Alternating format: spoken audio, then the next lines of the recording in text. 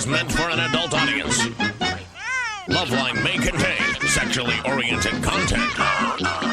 Listener discretion is advised. Now, here's Loveline with Dr. Drew and Adam Carolla.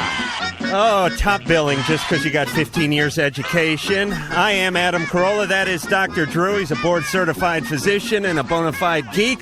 Let me give you the phone numbers. 1-800-LOVE-191. For those of you who are dyslexic, that is 1-800-568-3191. And the fax is 310-854-4455. And before we go to the phones... Yes. Because we are going to the phones very Thank quickly you. tonight. I'm going to get to talk here. Go ahead. Yeah, but be quiet for now. All right. I got a little present for Dr. Drew. No way. He's been nagging me for 2 weeks, and here it is.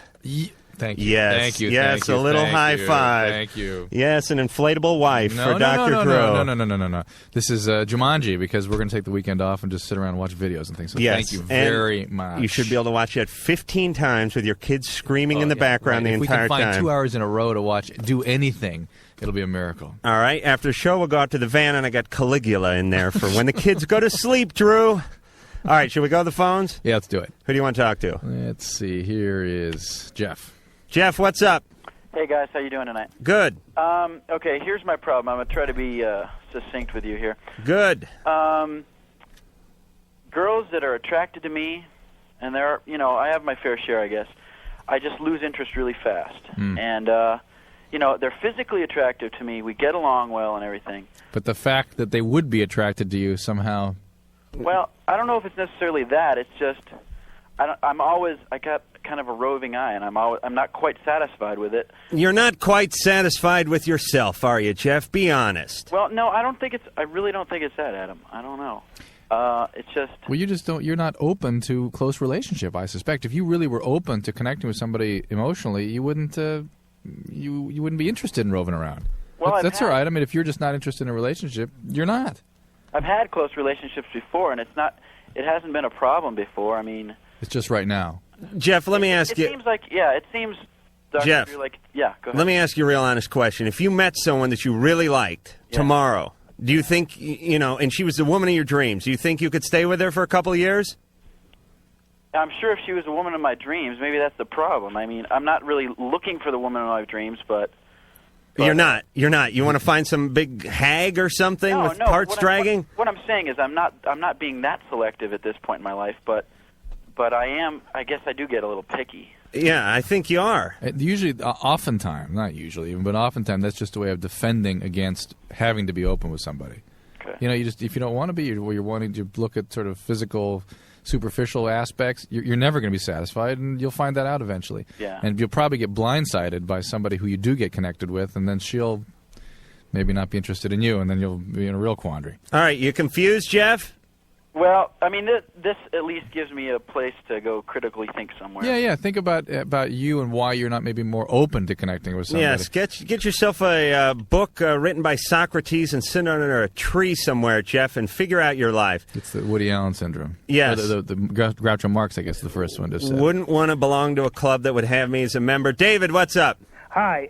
My girlfriend and I tried to have sex a couple of days ago. Mm-hmm. Congratulations. Well, fascinating. Yeah, except that didn't quite happen. We've both been taking antibiotics, and she got a yeast infection. Mm-hmm. Okay, and when we tried to have sex, she had like a real bad burning sensation, I guess it was. She has a yeast infection. Yeah, well, I was wondering if that was caused by the yeast infection. Absolutely. She was on the medication at the time. She was on what, Monostat or something? Yeah, like chlorotrimazole. Wait, she was on the medication for the yeast infection? The cream. Yeah, she's been taking it for like a couple of days. The cream. She must have had a bad yeast infection, and it can take up to a week to resolve. Okay. Particularly with those kinds of medicines. All right, let me ask Drew a quick question with your permission, Dave. How come like 90% of the women I go out with claim they have a yeast infection like a day after I have sex with them?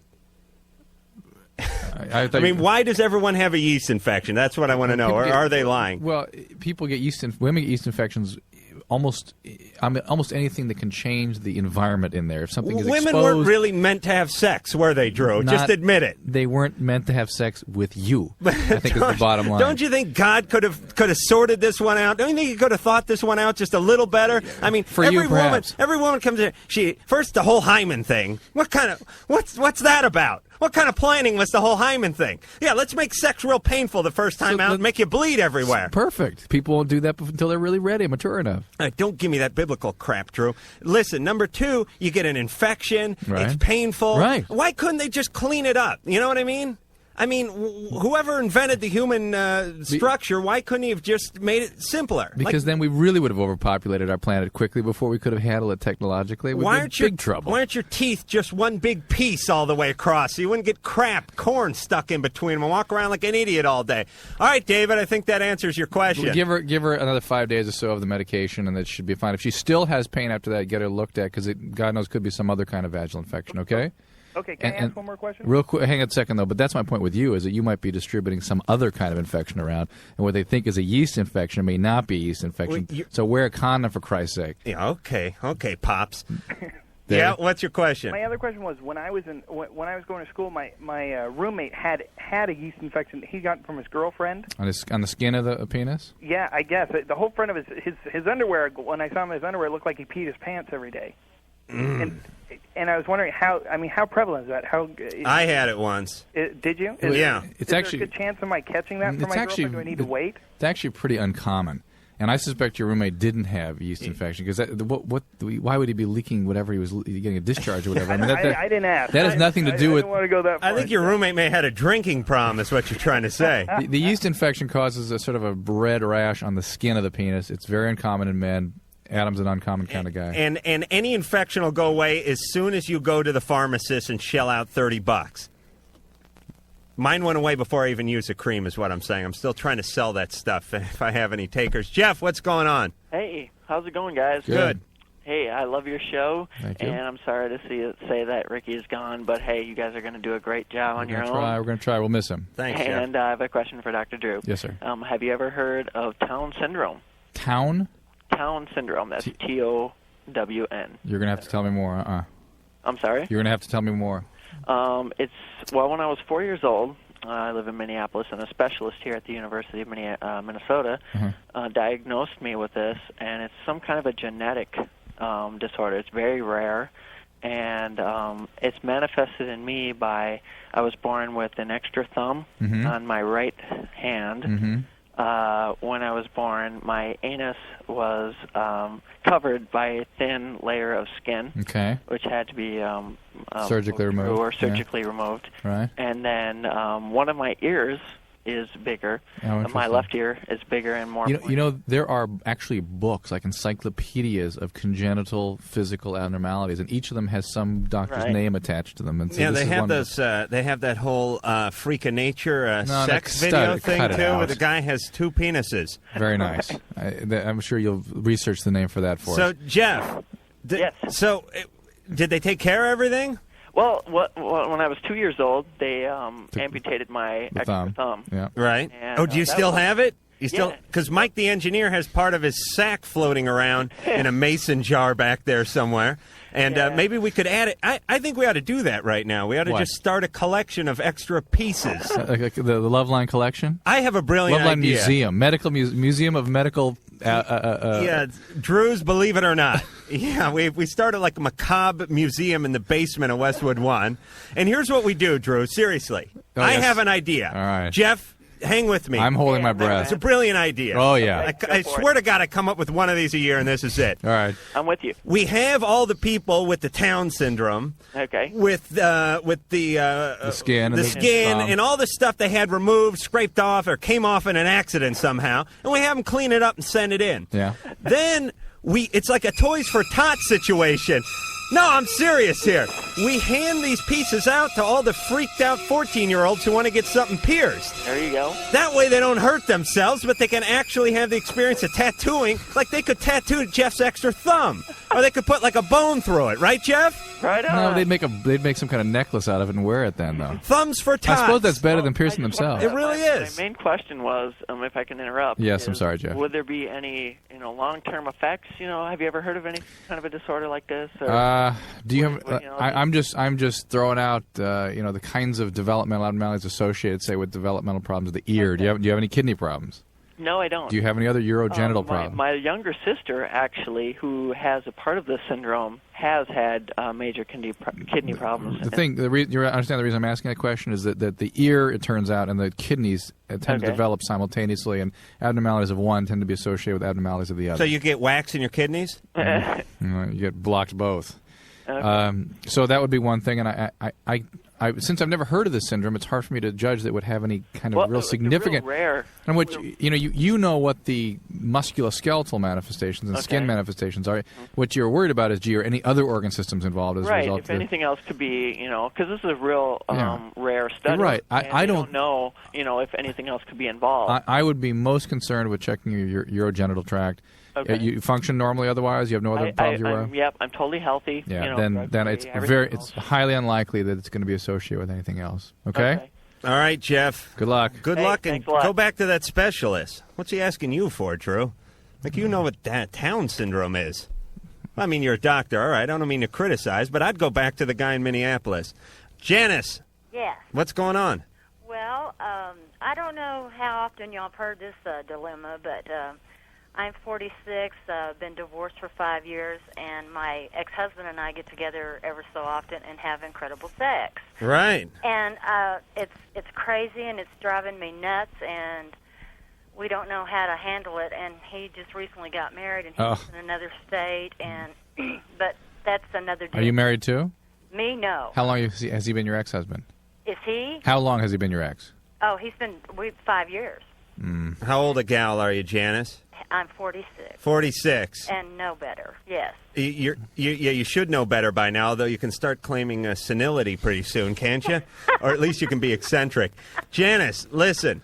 Janice, yes. I got to ask you a personal question. Please. You're more wound up now at 46 than you were at 26 sexually, aren't you? Yes. Am I right? Wound up? Got that right, baby. Yeah, I mean, you are burning a hole in your knickers, right? Got it. What is that? It's I God's don't cruel know. joke. It's just God's cruel joke. You're getting all over nature tonight. I really aren't am. you? I'm questioning. I'm questioning whether. Ungodly believable. I mean, I could take on. All right, slow down, Mom. I'm going to dump a bucket of sand on you in a minute. I could take on, 15. A whole battalion, huh? Yeah, it's unbelievable. As a matter of fact, due to circumstances beyond my control, I could never give oral sex or have oral sex because I was molested as a child, and I worked through those issues and now love it. And so I called him tonight because the last time that we were together, I performed oral sex on him, and he said it was the best he'd ever had and all this stuff. Well, I'm now in a relationship periodically with a 34-year-old who's wonderful, but we know that there's nothing there except pure lust, and it's, Janice, it doesn't really sound like there's a whole lot left in your life than pure lust, but nothing wrong with that. Well, there hasn't been. My life has not been, All right, but I gotta say something. If you could only have one thing going, I think lust wouldn't be a bad one. Well, I guess. See, I isolate a lot. See, Right. because I've gained like a lot of weight. I don't know, sober for years. Are you sober or just abstinent? Huh? Are you sober or just abstinent? No, I'm sober. So you're in working a program. Sober. You have to be in a program to be sober. Yeah. You mean you could not drink and not be sober? Because if your disease, if you say you're an alcoholic, had progressed to a point that you really See, alcohol was never one of them. Hang on, Janice. Hold on, Janice. It had significant momentum. Right. The chances are approaching 100% that will resurface without some sobriety, without actual involvement. It's something that changes the way that part of your brain relates to the cognitive side. Okay, Janice, how can we help you in 10 seconds? Well, in 10 seconds, I just wanted to know if that was a common thing for people to have sex with their ex. Well, it's a comfortable place for you to go. It's a place for you to hide out and take cover. And sounds like he's hiding out too. Yeah, you go for what you know. And I think you ought to stop doing it. I think it's destructive to you. I think you ought to move on with your life and develop more fulfilling relationships. You find yourself a relationship you can actually have dialogue in too, besides just grunting. She was a mixture. Mike. Of what? Of sugar and spice and like some tobacco and beer. What? Mike, what's going on? Hey, I got a question, man. Yeah. I had a party at my house, right? Mm-hmm. And, like, we all got drunk, okay? And, like, these two girls were making out with me, right? Two. Huh? Two. Simultaneously? Who? Two of them were making out with you. Two. Okay. They were really drunk. Yeah. Wonderful. And, like, they're, like, fighting over who gets to, like, take me in my room, right? Yeah, it's got to be rough. No, like, you don't know what happened after, though. See, like, the winner turned out to be a virgin. And, like after she woke up or whatever, like, she kind of passed out. Like, and then, like, she was, like, screaming and stuff, right?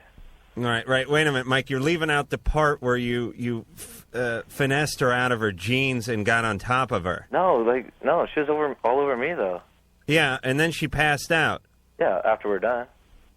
Okay, so she was all over you. You had sex with the virgin. Yeah. Who won the arm wrestling competition? So you could drag Mike to the love den. Yeah, basically. All right. You de-virginized her. She woke up screaming because she realized what you'd done to her, or what she'd done to herself. Yeah, and then everybody started calling rape on me or something like that. Oh. How old is she? She's 16. What state are you in? Grade am I in? What state are you in? State, California. I'm in San Diego. You know, in California, there is a law that if you have sex with somebody who's intoxicated, you could be considered. But I was intoxicated too. I understand, but I'm not. I don't know if this is a law that apparently has not been well tested. At least it just started in 1995. No, but she wasn't calling rape. All of her friends were. Well, like, what? She was screaming like that, and she like didn't know what was going on or whatever. And they like heard it from outside the door. Yeah, no, they came in. No, like she wasn't. Yeah, she like woke up, right, and everybody came in. They're all rape, all this, and like all the guys there like kicked my ass and everything. Oh gosh. And then and now she like won't even like talk to me at all. Do you like her? Yeah. Yeah. I mean, Mike actually sounds like he has a conscience. I think he does. And he also I wouldn't have done that if I would have known that this would have happened after. I mean, the big lesson here is none of you would have done anything like that had you not been loaded. Absolutely. Okay, so there's the lesson in all this. Yeah.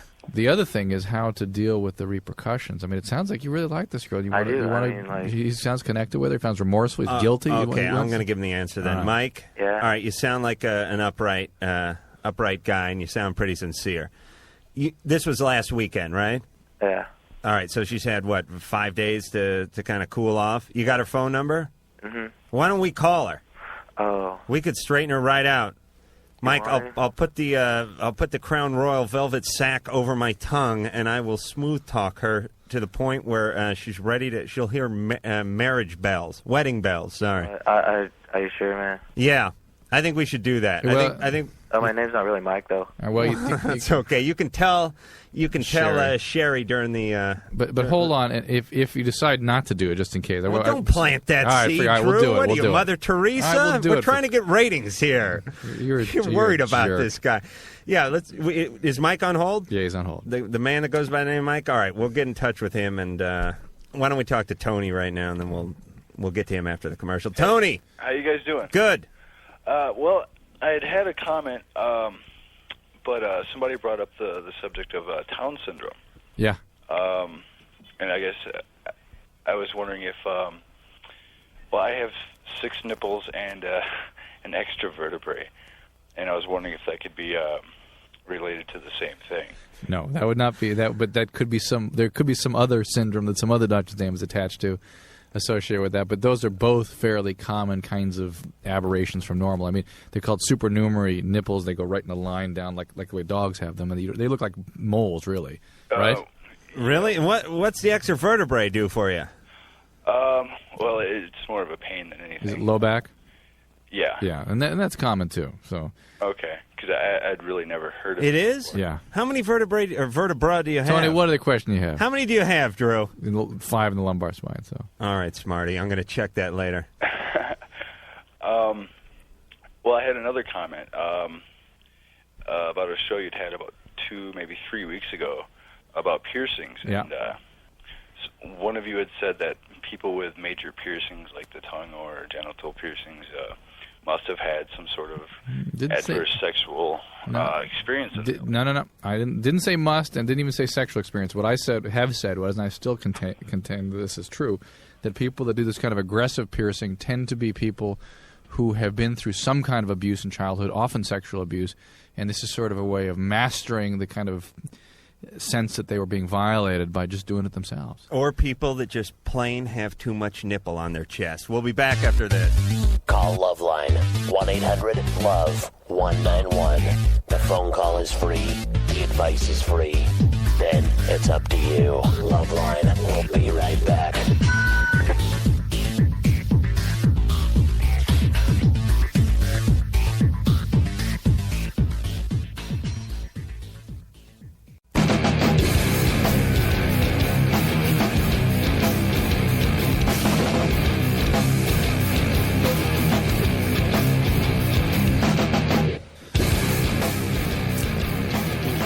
Loveline is back. I'm still Adam Carolla, and that is still Dr. Drew over there sucking down the caffeine like he doesn't have a problem with it.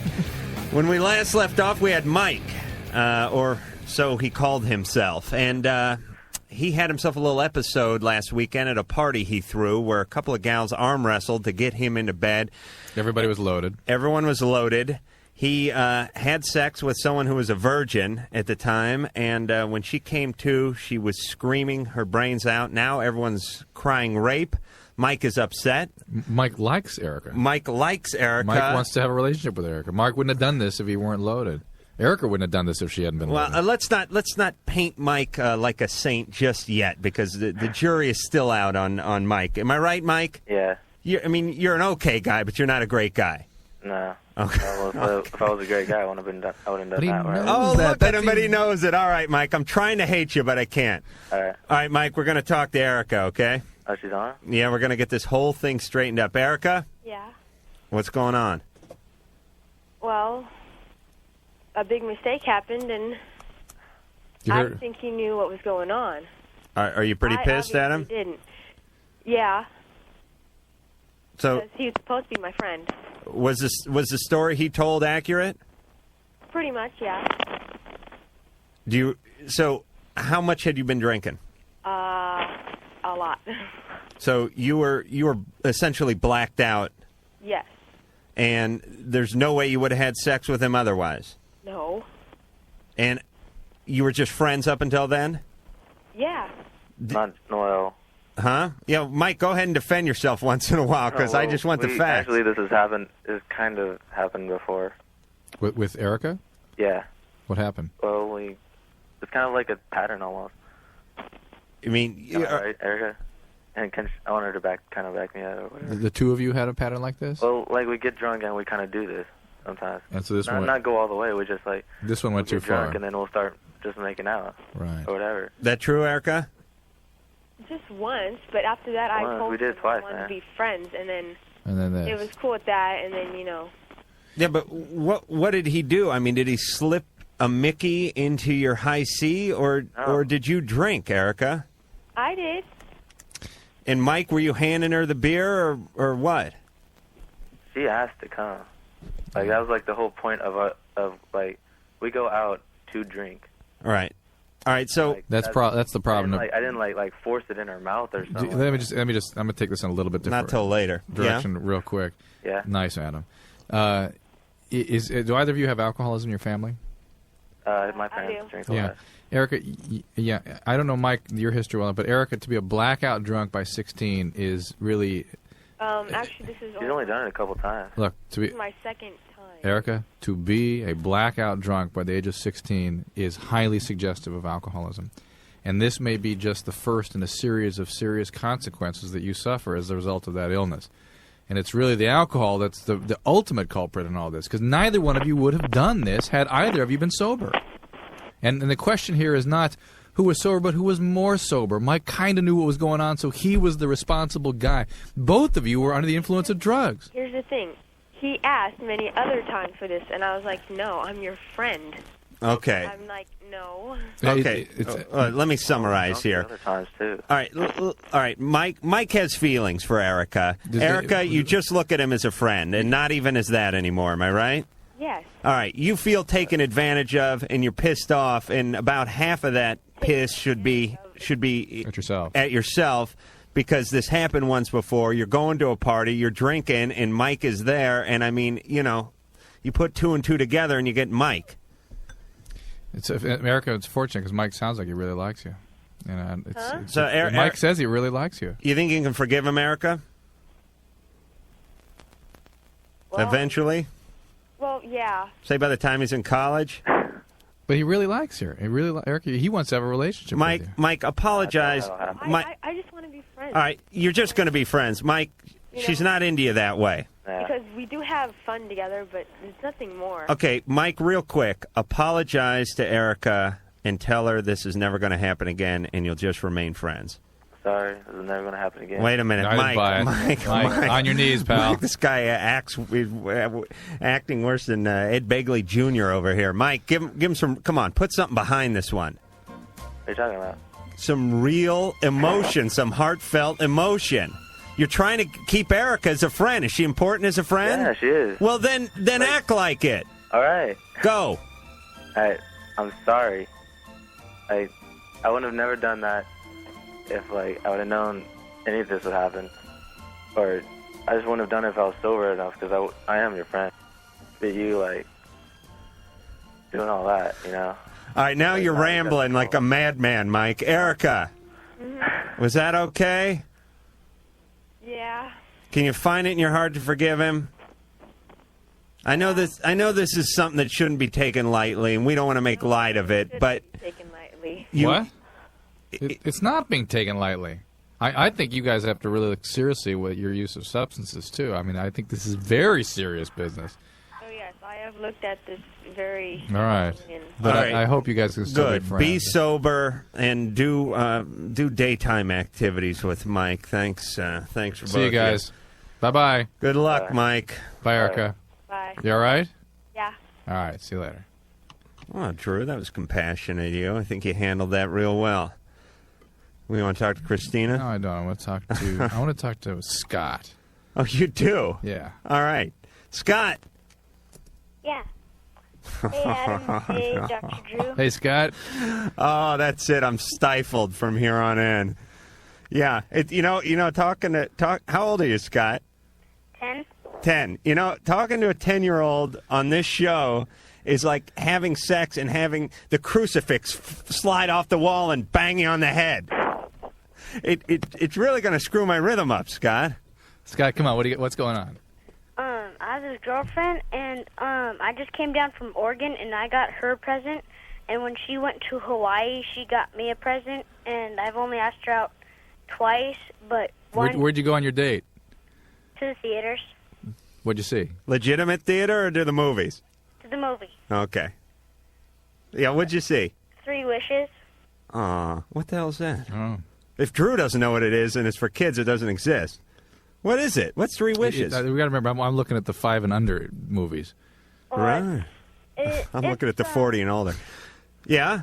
It's a movie that she would want to see, and I wouldn't. It's a chick film. Okay, all right. So already you've learned about sacrifice at the tender age of 10. All right, so what happened then? What's going on? And then I asked her out one more time, and she's like so busy and stuff. I don't know what to do now. Is she really busy, or she just say she's busy? It is getting close to tax time, Drew. Pretty busy because she's always doing basketball and soccer and softball. Does she say, I can't see you because I'm busy? Or is she just actually busy and you never can find the time together? No, she's actually busy, and I can never plan it. Yeah, you guys need to make time. I'm thinking a long weekend. I'm thinking you two need. Is she into you, Scott? Kinda. Yeah, you're good. You're good looking guy. Yeah. How tall are you? About 4'11". 4'11". Yeah. Good. Drew's almost 4'11". How much you weigh? 95. All right. Good. So you got a build on you. Mhm. You a hairy guy? No. All right. Chicks don't dig that, Scott. Scott, is she seeing anybody else? No. No, you know what? she's seeing an 8th grader. What do you mean she's seeing anyone else? He may not pick up on those kinds of cues. I mean, she can't see anybody else at 10, can she? Is she 10? Yeah. Okay. Oh, good, because I thought it was Marge, the 47-year-old with the drinking problem, called a half hour ago.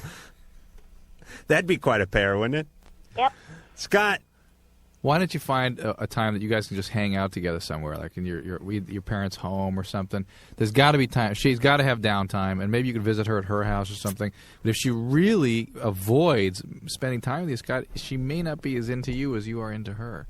And you need to try to see if you can get her to divulge to you what she's thinking, what she wants to do. Does she want to see you more? Does she not?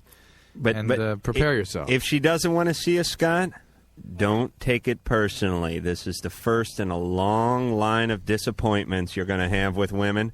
Believe me, I know. But don't worry. One day, Mrs. Wright is going to come along on that skateboard and make it all better. All right, Scotty? Yeah? Good luck, and make sure you get a good clean shave before you see her. Women don't like whiskers. It's been a pleasure, Scott. See you, okay? Okay. All right. Yay! Ooh. I couldn't think straight. Gary? Gary? Gary. Gone. Huh. Okay, it's Mary. Hi, Dr. Drew. Hey, Mary. Am I on the phone now? You are on the phone now. This is Dr. McDougall, and I'm a resident physician, and I need help, please. I know I sound really nervous right now, but I've been having horrendous problems status post a severe traumatic brain injury. So if I repeat myself or talk too much, just let me know, okay? Nobody can help me. Everybody I talk to, they just, even my neurologist and my neuropsychologist just say, breathe deep, Mary, and take Tegretol. And Tegretol acts like lithium in people status post TBI. And if I breathe any harder, I'll just pass out, and I'm just like totally tachycardic right now. Okay, hold on, relax. Mary. First of all, Drew's crapping a brick over here because finally he's got someone smarter than him on the phone who could uncover. You know, he keeps a very thin veneer of smartness. This Drew over here. Now someone who can finally call him on it. Mary, first we'll get to your problem in just 10 seconds. But is Drew doing a good job? Does he know what he's talking about?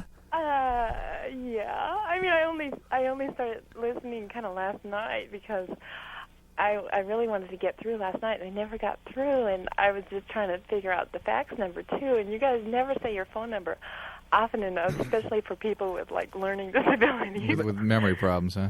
Huh? Memory problems. Yeah. Let me. All right. She's not going to criticize me, Adam. Sure. This is not going to be your night of triumph. I'm sorry.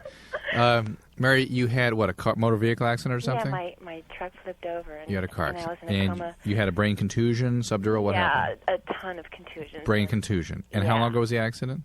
I'm sorry, what? How long ago was the A accident? year. How long were you in a coma? 2 weeks. And so, do you have clairvoyant power or anything now? And so you've been through rehab, you've been through the neuropsychology I had thing. like 6 months of rehab. Okay. All right. Are you left with any peripheral neurologic manifestations, any lateralizing problems? A little bit, but I'll talk about that later. Are you practicing medicine still? Currently, I go to my residency like a couple days a week. And what is your residency in? Huh? What is your residency in? Radiology. Hopefully nobody knows. Okay. So it sounds like the majority of the manifestations that remain with you are some mood lability, memory problems, that sort of thing? Yeah. Okay. Totally. And now what is your question for us? We time is... Oh, you want to put her on hold because I don't know what to do. I mean, I don't know whether to masturbate or read a book. But I'm strangely attracted to Mary. Oh my goodness. We can set you up with her. Why don't we go to a commercial, put Mary on hold, and we'll figure out this whole coma thing because I'm thinking about trying it. We'll be back in a minute.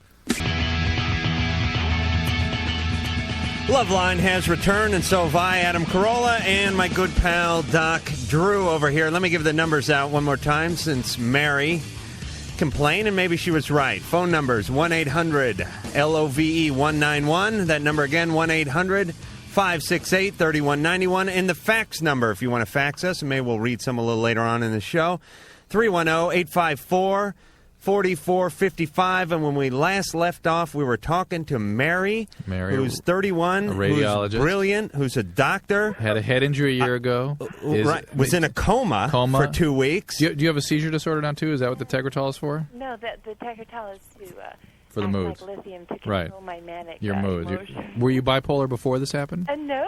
So it's left you with a lot of mood instability and a lot of... Not really. Let me just go on and tell you what's been going on. You're not this way all the time, though, are you, Mary? No, just lately. Just like in the past, like since I started driving anyway. I've been breathing deep this whole time. All right, here you go. Now's your chance. What actually can we help you with? Since I started driving, that part of my brain woke up too. And I started driving right before Christmas. And so I was dressing up and wearing makeup, which I've never done, trying to seduce my husband. And it's always been, I'm too tired, leave me alone. No. So on New Year's Eve, I said, Charles, if I need something more from you, if you can't give me a little tonight, I'll know if you're doing it out of coercion. So I won't want it if you approach me out of coercion. Right. So let me summarize here. You wanted I'm trying some. to give this in a nutshell. Right. You wanted some sex from your husband Charles, right? Yeah. But you didn't want him to do it just because you put on some makeup and minced about in a teddy. You wanted him to do it because he wanted to. Because he wanted to. Like I'd like to do stuff to you. And Drew soon wanting to do things to you, even though he's married, claims to be happy. So anyways, that was New Year's Eve. And I said, if you can't do this for me, I'll find a married man because I value our marriage and I hold it sacred. And I'll find a married man who values his marriage also and will keep things top secret. And you know what he said? What? Nothing. Nothing. Wait, are you sure this guy was your husband? Yeah. And so what happened? So I ended up going out by myself, and I had already found a babysitter for our little 20-month-old. And I said, hey, let's go out and party. And so anyways, he didn't want to go because he was too tired. So anyways, I drove by myself to be with some friends in Newport. And it's scary for me to drive at night, especially on this road. Mary, what happened? Uh-huh. What happened?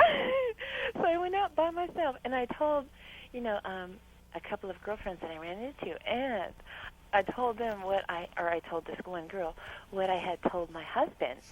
And I didn't realize it at the time, but some of my girlfriends that I've told this to, they think that I'm probably going to try to hit on their husbands, which I would never do, never approach a husband. All right. But, Mary, we got to get to it. Did you find a guy? Did you get down? No. All right. You didn't? But Oh, what kind of payoff is that? But here's the deal. I got the boot. I'm out of the house. You're out of the house? Your husband kicked you out? Well, I'm still here right now. But he wants you out. Yeah. And Can you... But let me just tell you real quick the rest of the story. She's laughing and telling this terrible story. I kind of lost track of what I was saying. Okay, listen, Mary, here's the deal. First of all, you've been going through a lot of intense neurologic and neuropsychiatric change during this year. It must be difficult on your husband. Half the time, he must not know whether or not it's going to be some behavior manifesting from your brain injury or your mania or what. I realize and that. And you do sound at least hypomanic right now. And those kinds of grandiose sort of actions are pretty manic, right? And you maybe valproic acid would be better than Tegretol for you or something. I mean, you need to talk to a psychiatrist about this. I would hope your husband would hang in with you. I would hope you would go see and seek some professional help before he would make a decision. Well, that's what I've been doing. But with him. And that's what we're doing tomorrow. Okay, great. But these behaviors sound out of context. They don't sound like they're sort of the way you would have otherwise behaved. And I suspect it is the affect or mood instability caused by the head injury that you had. Okay? That could be true. All right. Mary, take care. Let us know how it goes, all right? Okay, thanks. All right. Wow. That was one of the weirder calls I've ever heard on this show. She was quite she should have a perfume named after her called like Nutty Brain or something, I mean, because she's like has all this energy and everything. She sounds real vivacious and everything, and then she sounds kind of nutty at the same time, but then she's real smart at the same time. Right. It's like it'd be like dating it'd be like having a harem in one dress. Harem in a dress. Wait a minute, harem in a can. I got a lot of ideas. Susie, Yeah? what's going on? Not much. What's the matter, Suze? I'm having some problems. Okay, I have this tendency to go after guys that this has happened with every single guy that I've ever met through my cousin. I meet them, you la-di-da, I get to know them, they're nice, I like them, they like me. We'll go out a couple times, and we'll start to hook up and get together, and then I don't want to have anything to do with them. It's not that I lose interest, because then I know, because like a couple of them right now, they have girlfriends, and I'll see them together, and I'll be thinking to myself, oh, that could be me, and I'll get really depressed. So I know there's like jealousy there, so I miss them. But all right, how many dates do you go out with these guys before you lose interest? When is the lose interest date? Because we all know, we all have been on that date where it's like there's the lose interest date. First date, great. Second date, great. Uh-oh. Here comes the lose interest date. I don't know where it hits. Somewhere between like dinner and dessert, or somewhere between like the movie and the ride home. But there's that point where you somehow get hit. It's like something drops on you, like a big wet disinterest blanket, and all of a sudden something snaps in your brain, and you go. You're looking for Ann to back you up. She's got a blank on. Anne's nodding her head. And you. I can't hear you. I can't hear a damn thing. Yeah, I totally agree. When is it's that? weird. I don't know. It's after you've gotten to know them a little bit, and then things in their personality come out, and you go, this is not right at all. Right. Or they like look at you over dinner and go, don't you just hate the Jews? They'll make one comment and forget it. It's over. No, well, it's sometimes just the fact that, I'll think they're good looking or something, or that'll be the first thing that obviously attracts me to them. But then when I get to know them, there's no more mystery. It's like I know them, and maybe there's not that much to know there. But Susie, I always think this kind of comes back to you. Of course it does. All right, so it's like at 4.5. But the point is we always dump it on the person. Yeah, I got rid of this person because she was too stupid, or he was too nerdy, or whatever it is. But it always sort of comes back to you, doesn't it, Drew? I mean, don't you think so? Of course, either the kinds of choices she's making and whom she chooses to go out with in the first place, or her willingness to open up, or the way she is projecting things onto people, or there's many reasons why people aren't able to establish a relationship, or why they get into situations with people they shouldn't be in with in the first place. Susie, you tell me if you do this, and Ann, you can chime in too. Although I know you're not listening, and happily married too. But, Ann, I haven't said anything you've missed yet, so you can listen from here on. All I'm saying is this. I'll go out with someone for they'll just be like the cat's pajamas for like the first week, and then I'll get my team of lawyers and start building a case.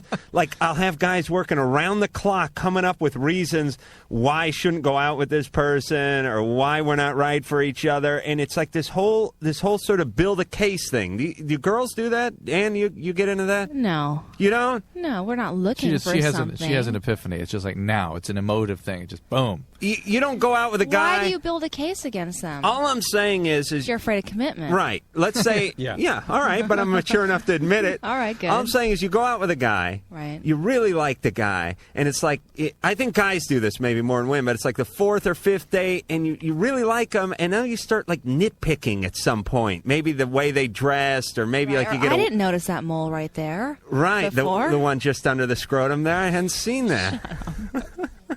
All right, Ann, we know where you're at. We're going back to the phones. We need a break right now. Oh, we do? We need a break. That's why Mike's frantically gesturing over there. All right, we'll be back with more Loveline right after this.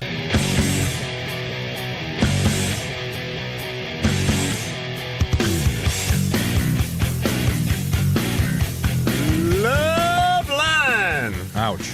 Sorry, Joe. Let me give the phone number out. 1-800-LOVE-191. 1-800-568-3191. I am Adam Carolla. That is Dr. Drew. Here is the fax number, 310-854-4455. And this is Jacob. Did I do that right? Hey, Jacob, what's up? Yeah, I was thinking about getting a tattoo right on my schlong, and I was wondering if there's any side effects or anything that could happen. Yeah, I mean, they could make a mistake, I suppose. There could be infection. What do you want? What do you want to get on there? A fly. A fly? Good, yeah. So I could tell a chick to blow it off. Oh, you are all class, Jacob. Jacob, are you serious? Yeah, serious. I've already got one tattoo, and I'm thinking about another one.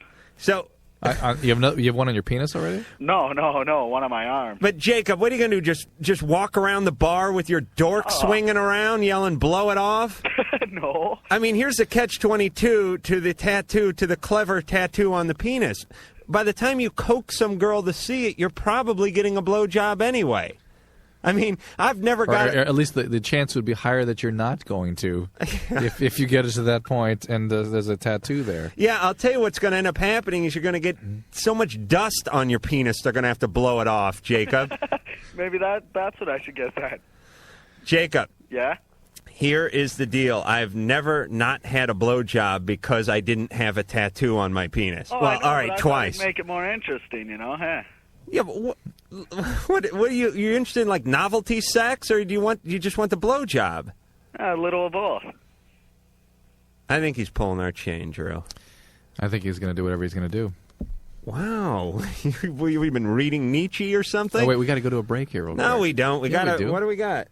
I have no idea. This is military time. We got a minute. Let's go, Mike.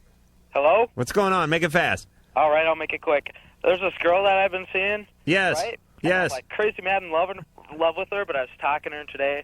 She's talking about a little problem she was having with her, I don't know, some sort of disease or something. Right. Yeah, so anyhow. She's got the plague. Yeah, the plague. Anyhow, so she's like talking about this, and then like I didn't go over to her house today because the weather's bad here in Minnesota. And she was like talking about going out to the club tonight, and I was supposed to go with her. And she's like, "Oh, I'll just get this other guy. We'll get her groove on, yada yada yada yada." Right. She's like, "Yeah, sure. That's how you got your disease." And she hung up on me. Because you were kidding? Yeah. And she didn't take it very... And now my roommate's going to go pick her up. And I guess the deal is basically I'm just crazy mad in love with this girl. Even though I've only known her 2 weeks. Does she know that?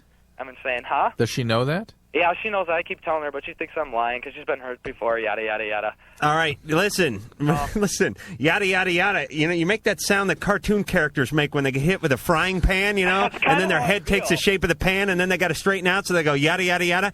Mike, stop saying yada, yada, yada to her, and stop making fun of her diseases. No, see, it's basically what it comes down to, all right, is I really like her, but she's like a huge flirt, and she may not like you. Yeah, So you're going to have to keep... You keep... guys are the experts. Is there any way to tell? Should I just take off or should I stick around? I think you should ask her. That's one way to tell. Be straight with her, and if she's a huge flirt, it ain't going to work in the long run. Good luck. But keep pursuing. If she hasn't said no, and play your cards and see what happens. All right, play your cards, Mike. We'll be back in 10 seconds.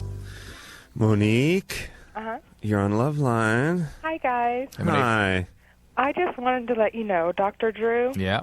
Not everybody who likes really rough sex and to be hit during sex and stuff has been abused as a child. Did I say that? Yes, several times. No.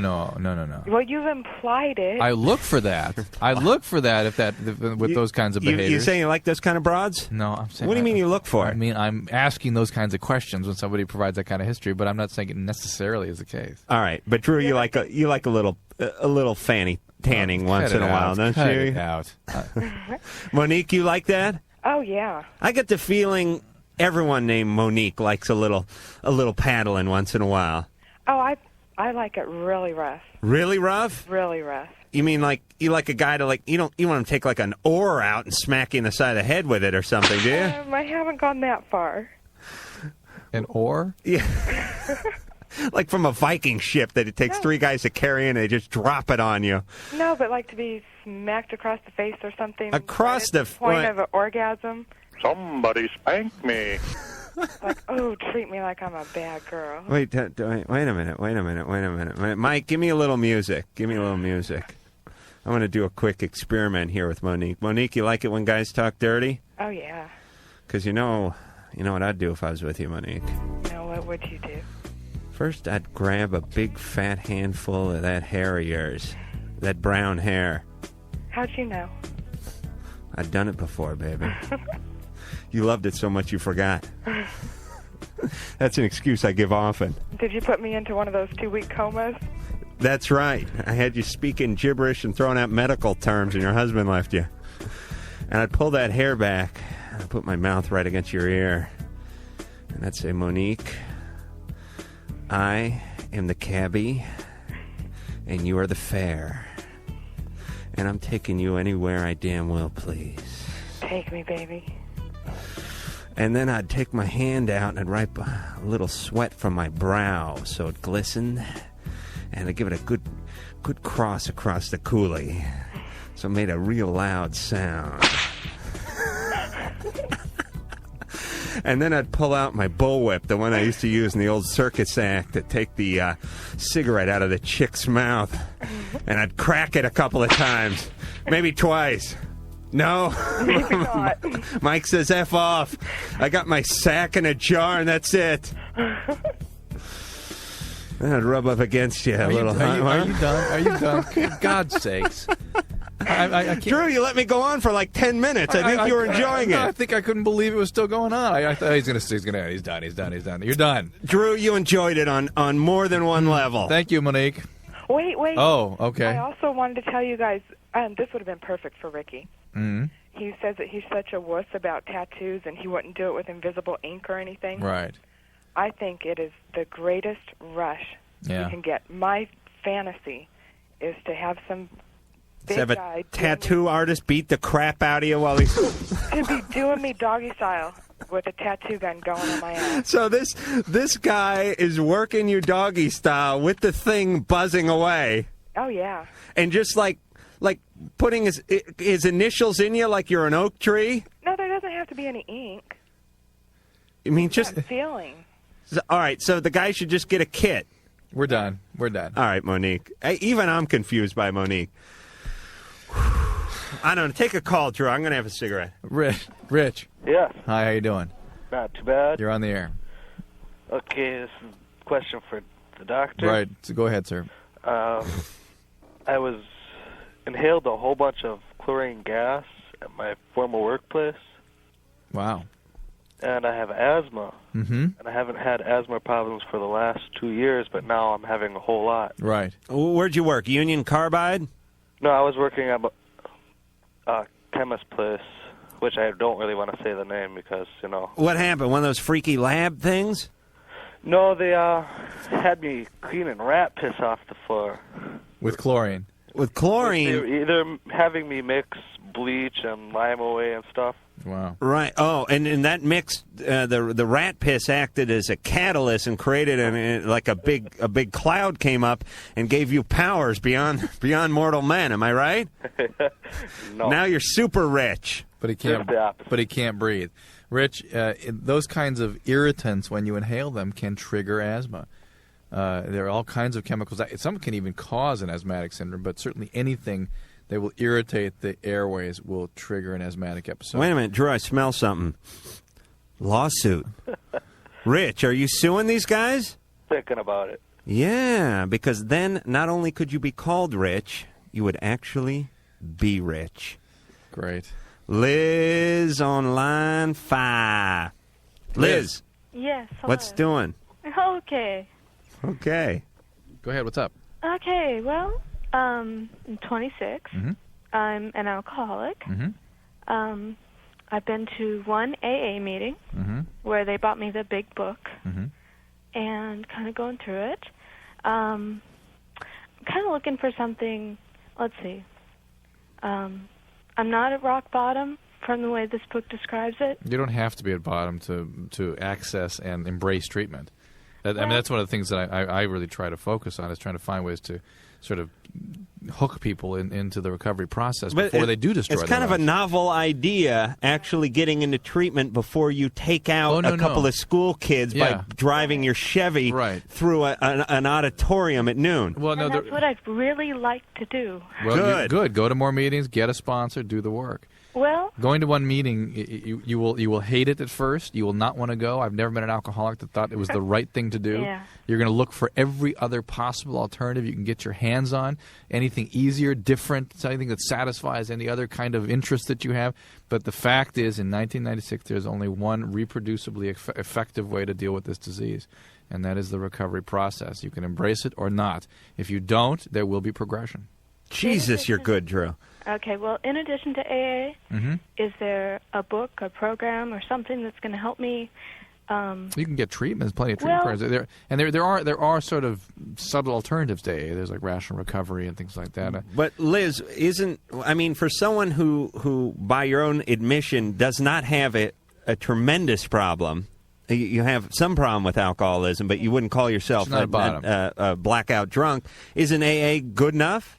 What I'm looking for is something that's going to give me more of an, let's say, intellectual understanding of what the problem is. Right. We didn't really call it just a knowledge deficit. You want to close that you mean knowledge instead of deficit. like that weird religious mumbo-jumbo? No. They want to understand the disease manifestations, what the biochemistry is. I'll explain it to you. You empty a beer into you, and then it soaks up, and it gets in your blood system, and then you go out and challenge a ninja to a fist fight, or go over to your old boyfriend's house and scream about leaving the comb that got wedged in a sofa in 1977 and wanting it back right now. Been there, done that 2 years ago. Why don't you? Where are you calling from? I'm calling from Long Beach. Okay, why don't you? Let me put you on hold. I'll talk to you a little bit off there and give you some ideas. Okay. That's great. All Thanks. Right. Yeah, Drew always says that, and then he just hangs up and drinks coffee back there and schmoozes with you. I will talk to her. All right, wise guy. Kathy. Yeah. What's doing? Nothing. Just studying for finals. Yeah. Ooh, it's that time, huh? It is. Oh, yeah. Yep, it's that time. Reminds me of my I used to be automatically junior high day. Stop. I used to be automatically on that schedule. I get like nervous around the end of semester time. Really? Yeah. I get that way when football season ends. Cut it out. Kathy, what's up? Well, I work with this girl, and she's 18, and I'm going to be 18 next month. And for my birthday, in fact, I've worked with her for about a year, and I've worked for about 2 years. And we work and we talk a lot, and we have a lot in common, and guys and stuff. And then one day I told her, I said, I'm going to kiss you, Megan. And I said, I'm going to do it. And she didn't believe me, and she just like kind of played it off, and she thought I was kidding. And I said, well, Megan, wouldn't you do it? And she said you'd have to get me drunk. Oh, for my birthday, that's what I want. I don't care if I have to get her drunk. I don't care if I have to do whatever I need to do, put her on acid. I don't care. I'm going to do it. I got a better idea. Why don't you kill her and then have sex with her lifeless corpse? No. I want it all alive. I want it there. That's her only objection to the killing part. Right. If we could like plug some 220 into her and get her flopping around for 10 minutes, Kathy, do it. Kathy.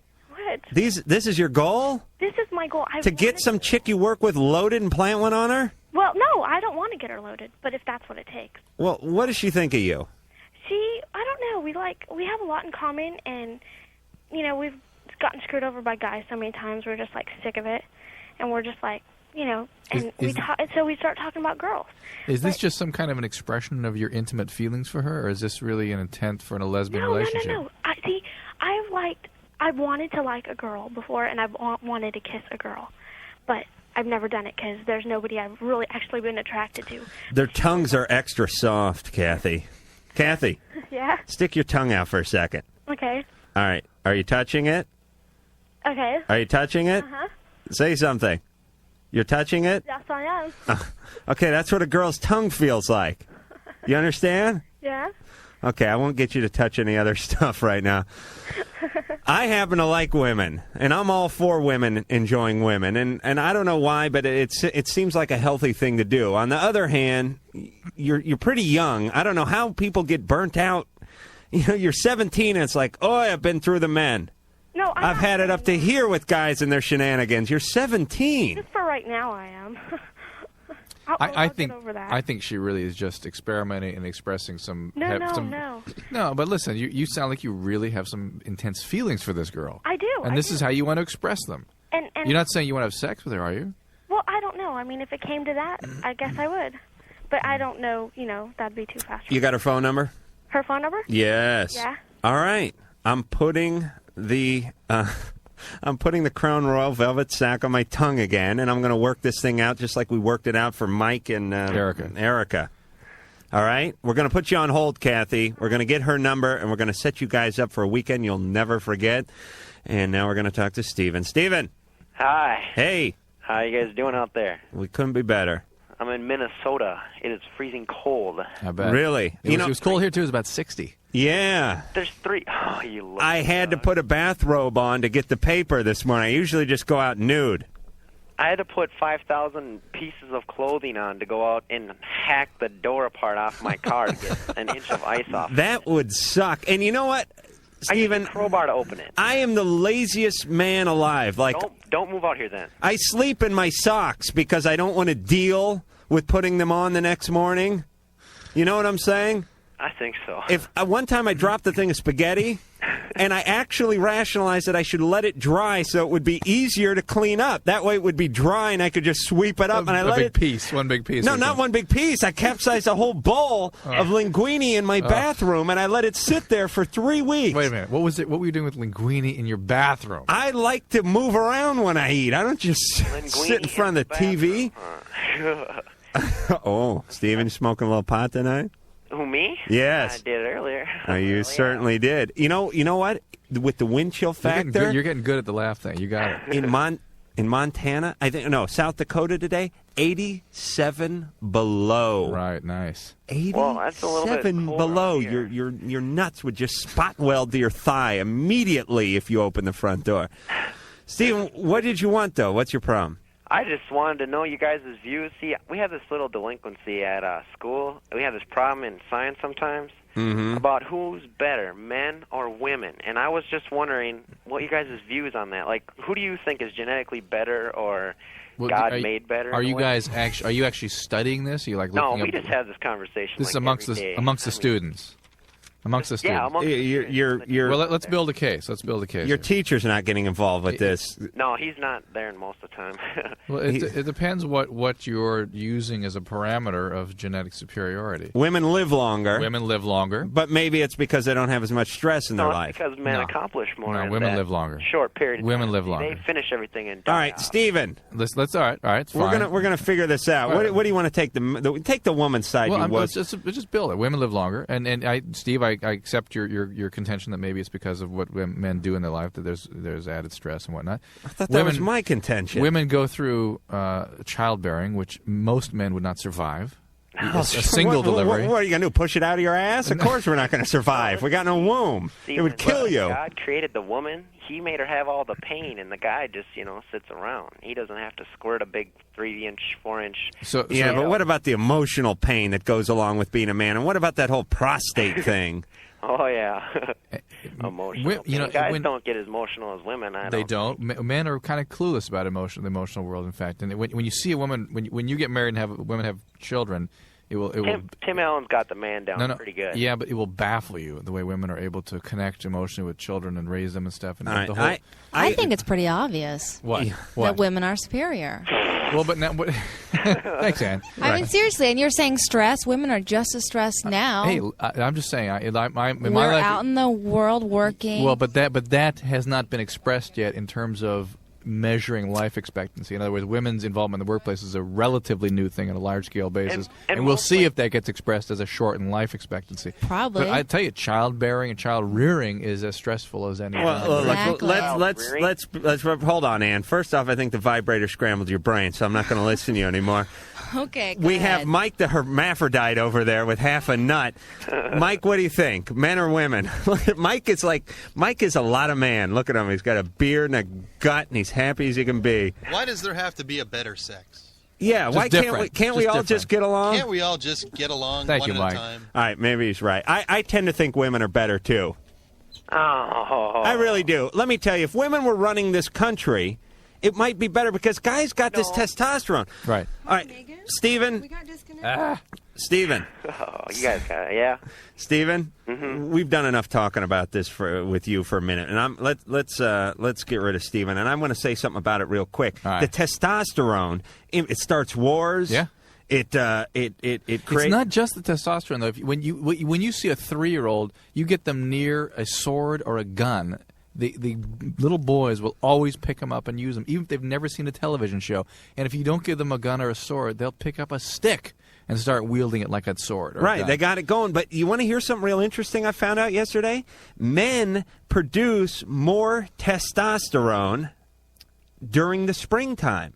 Okay. That whole springtime thing, and love is in the air and all that. Their facial hair, the rate of facial hair growth excels. Yeah. There's more rapes. Right. there's more things associated with, testosterone production. Isn't that kind of weird that it kicks in? No, I mean it's a lot of things cycle with the seasons. The longer days, the quit light, acting the heat. like you knew it. You're no, surprised. I didn't know that, but I know that moods are improved in that time, and that can be associated with elevated libido and things like that. So what's your point? I have no idea. I didn't think you had I'm a looking point. forward to spring, so I can get some. All right, so let's talk to Maureen. No, wait a minute. What's going on with Kathy and? We'll get to Kathy. There's somebody.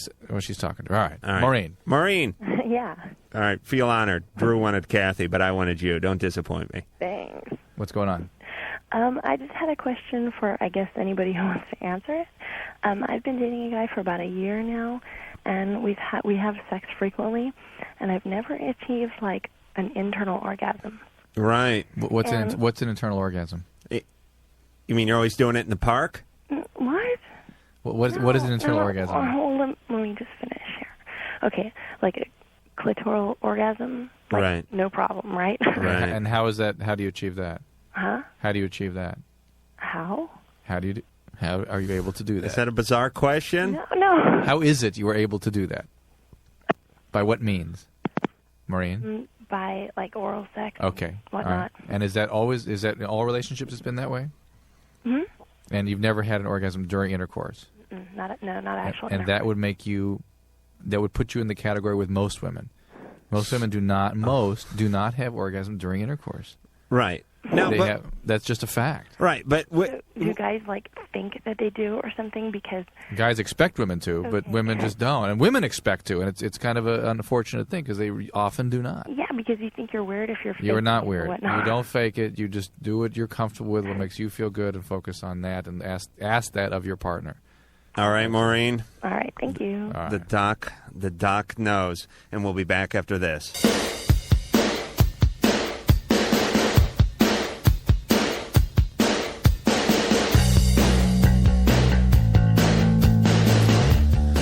We're back. We're back on Loveline. I'm back. I'm Adam Carolla. He's back. He's Dr. Drew.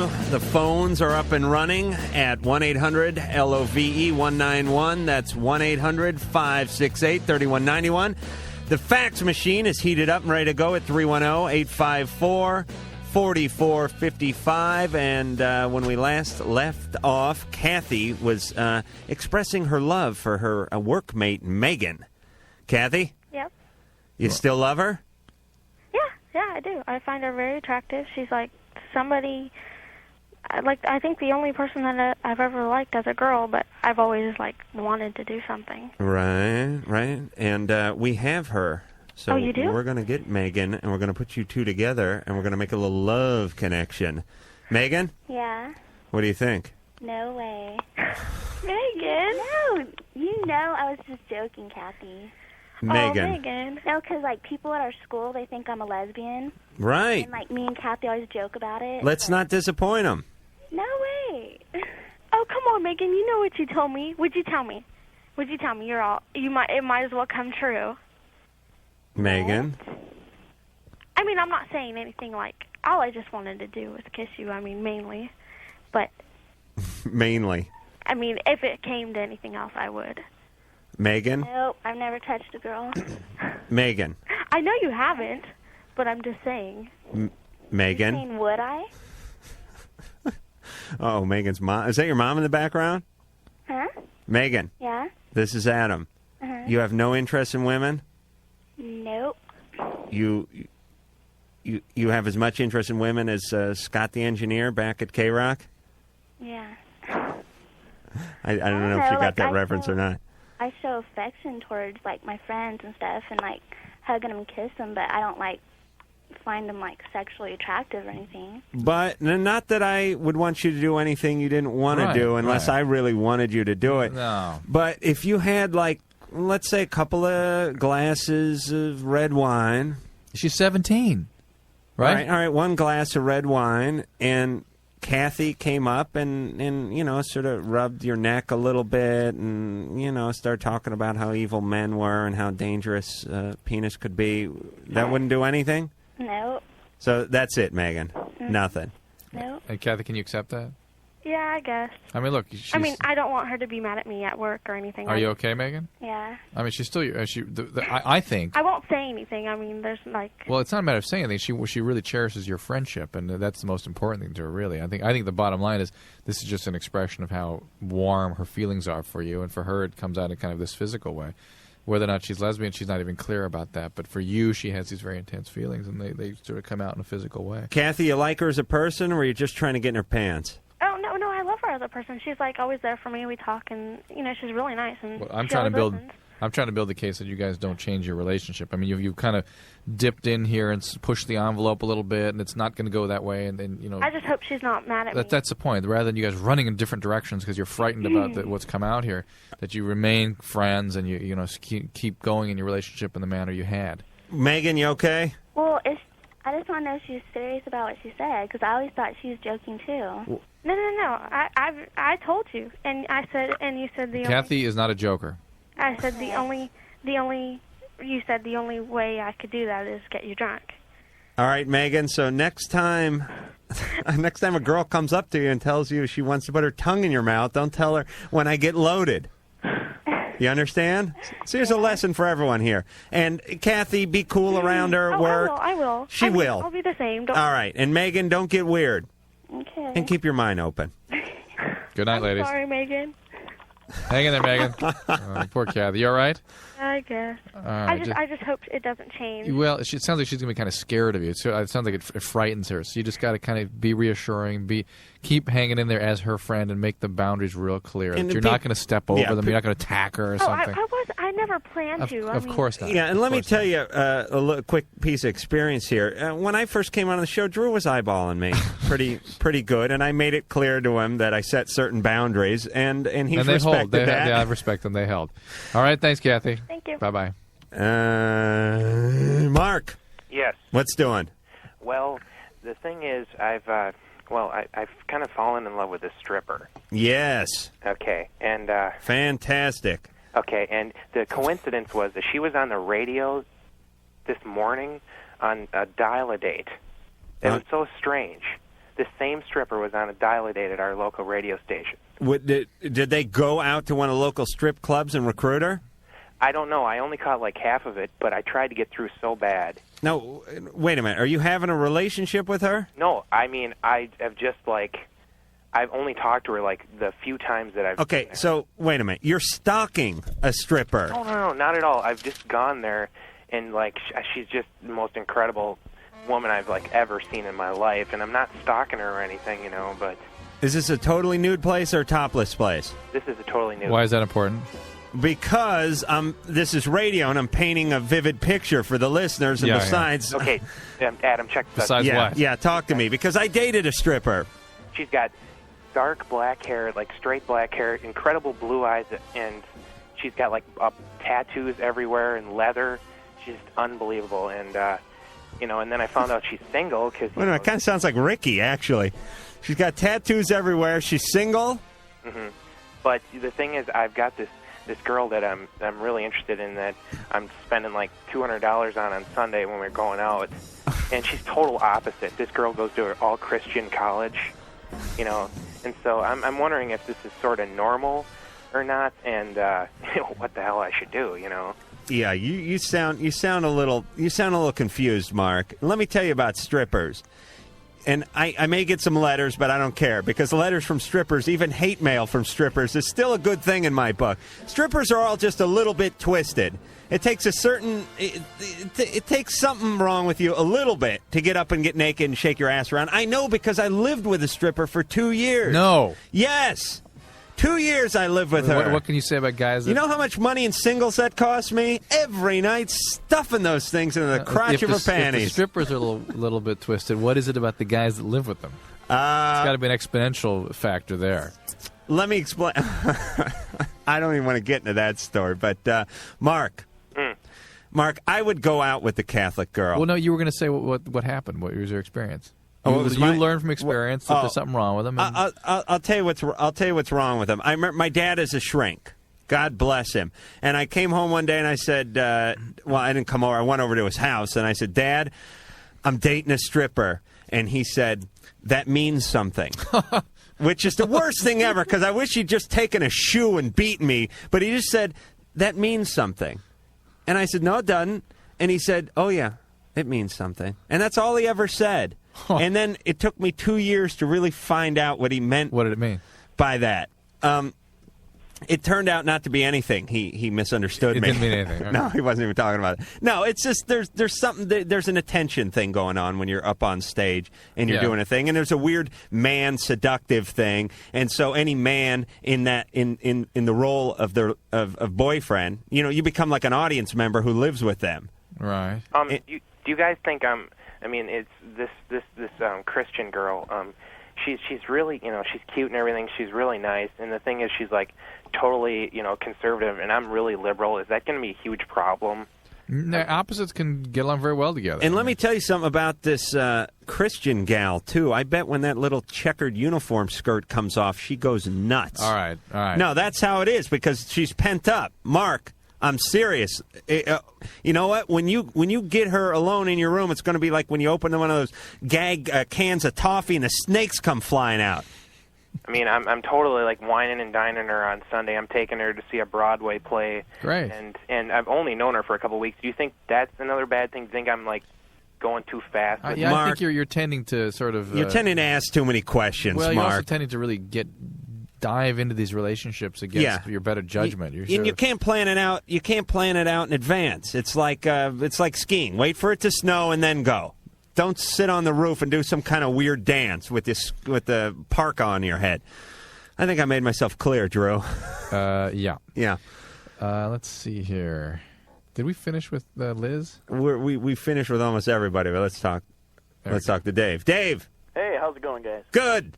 Hey, first thing I want to say in regards to Megan and Kathy there. I say Megan should go for it. It's only a kiss. I mean, what the heck? Yeah, but you know what a kiss leads to. Yeah, that's true, I suppose. But a little experimentation, what the heck? Anyway, what my question was, my girlfriend and I, we kind of have sex when our parents are home in front of the TV, okay? When her parents aren't home? When they are home. They're in the bedroom. It's at night, we kind of fool around. Man, you are flirting with disaster. Okay, well, the thing is, we do, and it takes about 5 minutes. And I can have an orgasm. Well, hell yeah, because the dad could stumble into the kitchen for a glass of Bosco and end up putting his boot up your ass. He could probably do that, but my question is, when I get her alone, we can have sex for like 2.5 hours, and nothing happens. I want to know why. Well, when you're anxious, when you're nervous, you don't function the way you would normally. This guy's like John Elway. I mean, you are a pressure man, Dave. Well... No, wait a minute. Let me tip my hat to you for a second. Most guys don't perform well under pressure, but you move when you have to. You move like the frickin' wind when it's time. I get it done. You are a fourth quarter man. You are in the 2-minute drill in front of that TV set. But the problem is you don't do anything during the practice days. Well, what can I do to change that? I'm going to suggest a compromise, Drew. All right. Portable TV. Put it in the room. You got a big screen, you're at 5 minutes. You got no TV, you're at 2 hours. You take one of those little portable TVs, you just put it in the bedroom, and you go for about 45 minutes. Yeah. What do you think, Dave? Well, that might work. I think it will. You're brilliant. Thank you, and mahalo. I'm glad I'm here. Oh, we have to break again. Oh, we do? Yeah. All right. Well, in that case, we'll be back after this. Call Loveline, 1-800-LOVE-191. Loveline. We'll be right back.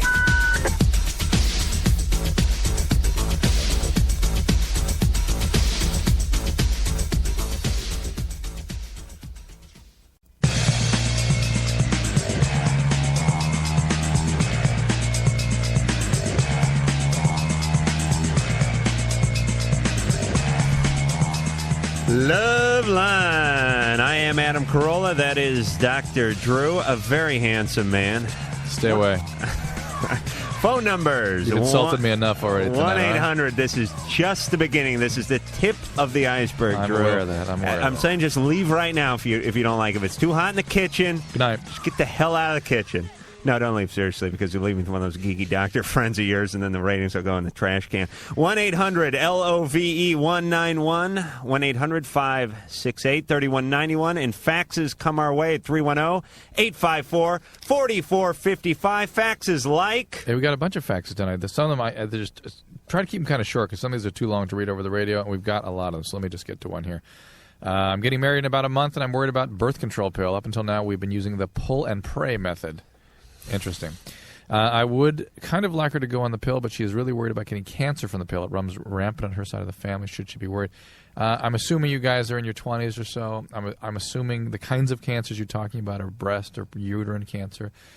Really, for a young person, there is no significant risks of being on the oral contraceptive pill. In fact, it's definitely less risky than actually being pregnant, and there are some health advantages to being on it. So I would say she shouldn't be worried unless there is some extraordinary risk of breast cancer, in which case she should be managed differently anyway. Drew, you're saying she needs to get new people. Drew, let me say this. I heard that there's some women with a real strong history of breast cancer are getting a mastectomy, a radical mastectomy, before there's any cancer. I would do that if I were that woman, because there's some genetically predisposed women where their sisters, mothers, everybody gets they're it. having their breast removed so take it out before they have any cancer. So you don't get cancer. Yeah, why don't I just have my prostate? Well, Mike, come here and take my prostate out. Because it's even though it's a common kind of cancer, it's relatively unlikely you're going to get it, and if you do, it's even more unlikely you're going to die. Ann's pissed because I didn't call her in on the prostate project. Ann, you could assist. You could hold the wooden spoon that'd be in my mouth. What are you saying, Drew? Forget it. It just sounds weird, though, doesn't it? No, because these. What do you mean, no? They're going. I would do it because they are going to get breast cancer. You don't even have breasts. But if I did, look, the plastic surgeons can rebuild everything, and they can, make it carefully planned out. If you know somebody's going to get that, there's certain situations that's very rare. But can't you wait for one lump, just one? Because then you have it. Cancer, even breast cancer, is a systemic illness. It's spreading. All right. Well, anyone does that can send those in too, and we'll add that to our morbid collection. Allison. Yeah. I sounded like Larry King there. Allison, Altoona, you're on.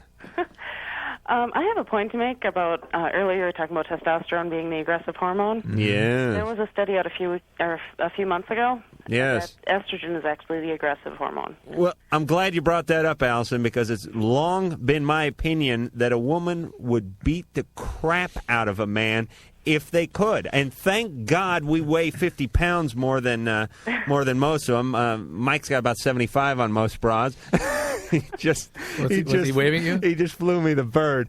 But no, I mean that in a loving way, Mike. And I guess if we detract the weight of your nuts now, you're only about. All right. Well, anyway, the point is, yeah. If you step on a guy's foot, the guy goes, "Hey." You step on a woman's foot, she will smack you. Yeah, they did a study of serial killers, and they were found to have reduced testicles and overproduction of estrogen. That's interesting. And what Drew says about smoking too much pot. It is interesting, but, it's, for instance, guys that are, say, bodybuilders and take androgenic steroid, there really is no question that they become extraordinarily aggressive when they are put on testosterone. By the same token, you put men on estrogen for prostate cancer there or change their testosterone levels, it's not about causing aggression. Mm-hmm. Now, maybe the women respond or the men respond differently to lower testosterone. Who knows what all the variables are here, but you can prove almost anything you want with a study, and that kind of defies intuitive logic about what we know about testosterone. But I tend to agree with Allison that women are evil. Well, maybe it's the evil hormone. Maybe that's the irritable hormone. I don't know, but... It just doesn't fit with what we know intuitively, just generally about. Well, yeah, but also if you think about it, women, a lot of women that I know anyway, say that when they're, when you produce more estrogen in your cycle and whatnot, that they feel incredibly aggressive at certain points, and that kind of fits in. You could. I'm just thinking you make the case because when men receive excess testosterone, they do get converted to estrogen. They do produce too much estrogen. Maybe that's what's making them aggressive. So it's a point worthy of study. That's for sure. Interesting. Okay. Thanks a heap for bolstering my point about the evilness that women are. Dan. Hello. Dan, what's doing? Oh my God, I'm actually talking to you. Well, sir. Don't get too excited, Dan. It's only me. No, not too much chance of that. first of all, I want to give you guys some feedback. Your show is great. Thank you. I've only been tuning in for a couple of weeks now because I had no idea you guys were on the air for like 11 years now. Yeah. Where are you calling from? In Woodland, California. Well, I don't know where that is. You know where Sacramento is. Okay, we haven't been on 11 years up there, that's for sure. No. Well, that could have something to do with it. We've been on like 4 months there, right? Yeah, right. Right. Oh, well, cool. Then I haven't been out of the loop that long then. Well, we'll be the judge of that, Dan. What's going on? Well, I had a question for Dr. Drew, but before I ask my question, I have another question. What kind of doctor is Drew? I'm an internist, internal medicine. Okay. And You're then not I like a head doctor or shrink. No, well, I've run a department of medicine in a psychiatric hospital for many years, and I also run an addiction recovery program. Well, maybe you can give me some insight into this. I have a particular, what we'll call it a fetish.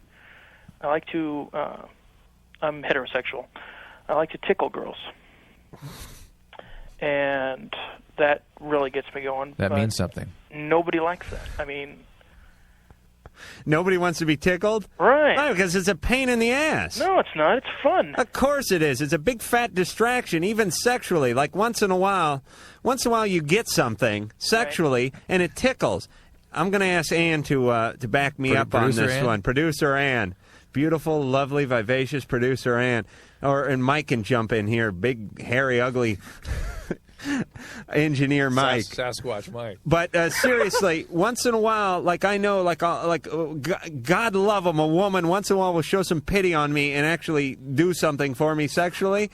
And once in a while, if they get a little too into it, it tickles. Like something tickles. You know what I mean? Like oral sex. If they're really going to town and they're going all over, and I'm not just talking about the penis. All right.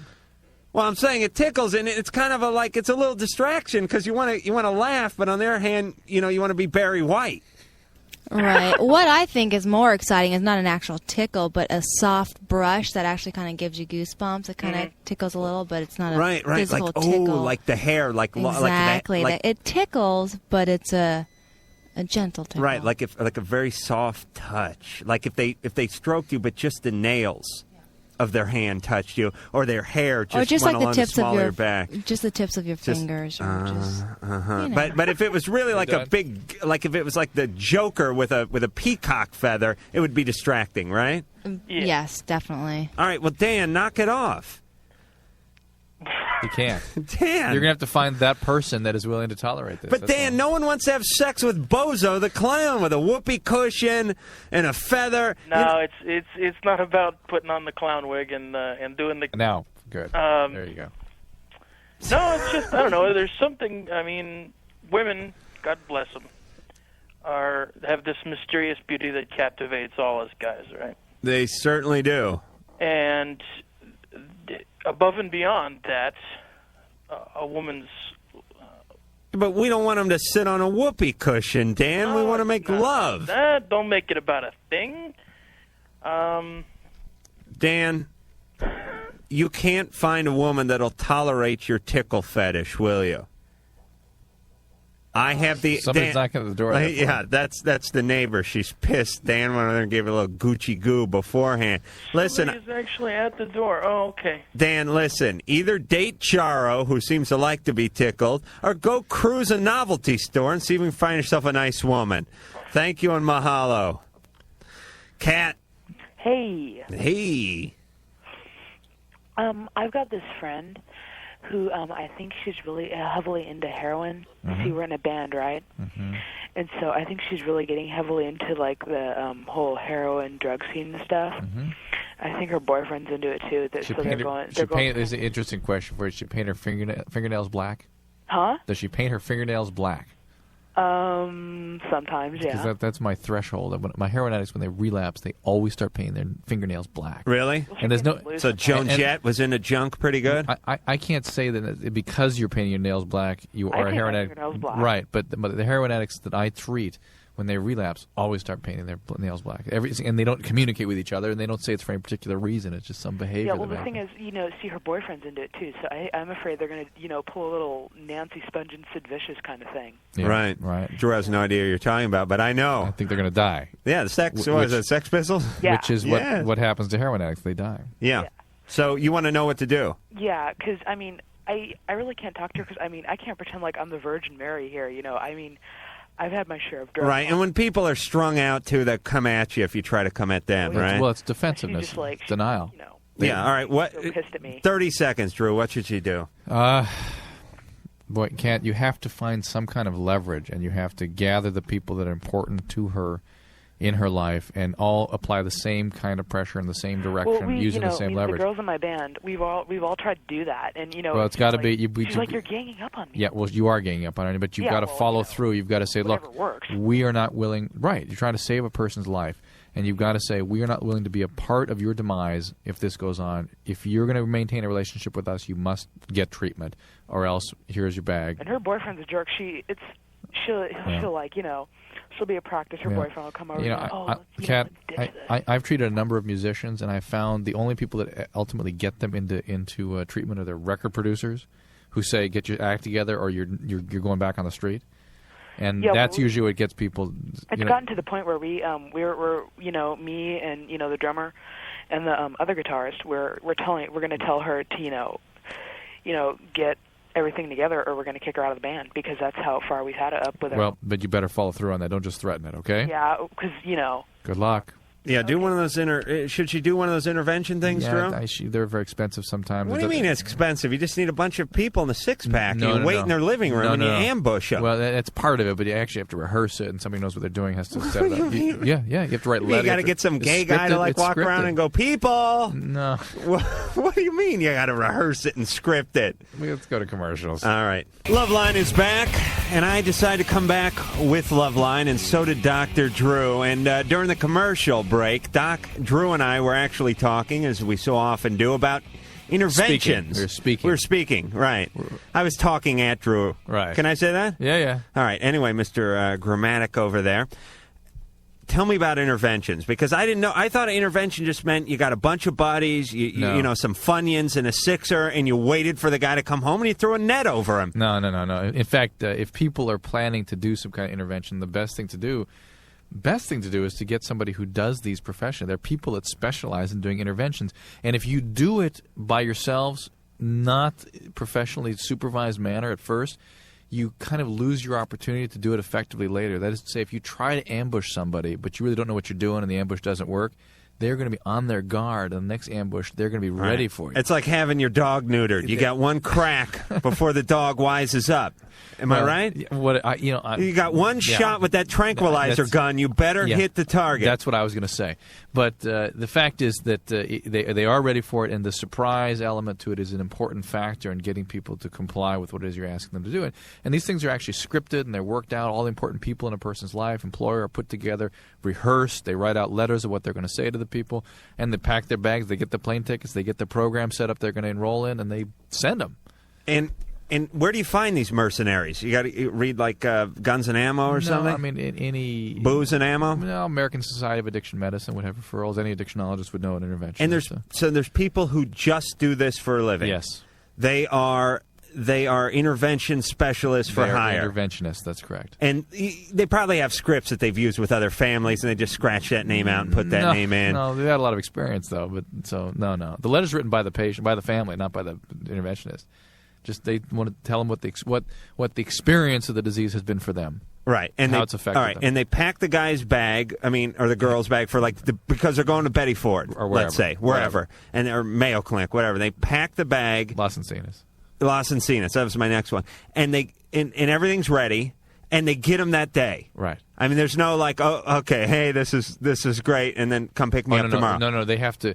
You have to keep immediately. You have to get them through the door into a program, because if they have any opportunity, if there's the slightest crack in that wall, they will dive through it. A drug addict, the brain of a drug addict is basically functioning like somebody who's trying to survive in the face of life-threatening adversity, because that's the way they feel. Yeah, a couple of friends planned a porn intervention with me once, but I ended up that wouldn't work. I ended up trading out a couple jugs and a few hustlers, and I got them out of there. So it worked out just fine. And nice. Speaking of out of there, I think we're out of here. We got to give the address to mail. Oh, we do, yeah. That address would be P.O. Box 4345, Hollywood, California, 90078. And the AOL, AOL, America Online, would be LOVE, LUV, 191 at AOL.com. Right. We'd like to thank engineer Mike. We'd like to thank the lovely producer Ann. We'd love to thank the lovely screener Sherry and the lovely screener Lisa. I'd like to thank my lovely self, Adam Carolla, and the lovely Dr. Drew, and we will be talking to you Sunday. Mahalo. So that's it then. The opinions expressed on Loveline by Adam Carolla, Dr. Drew, or anyone are not necessarily ours. Be happy. Be happy. Happy, happy, happy. Loveline's producer is Ann Wilkins. Thank you.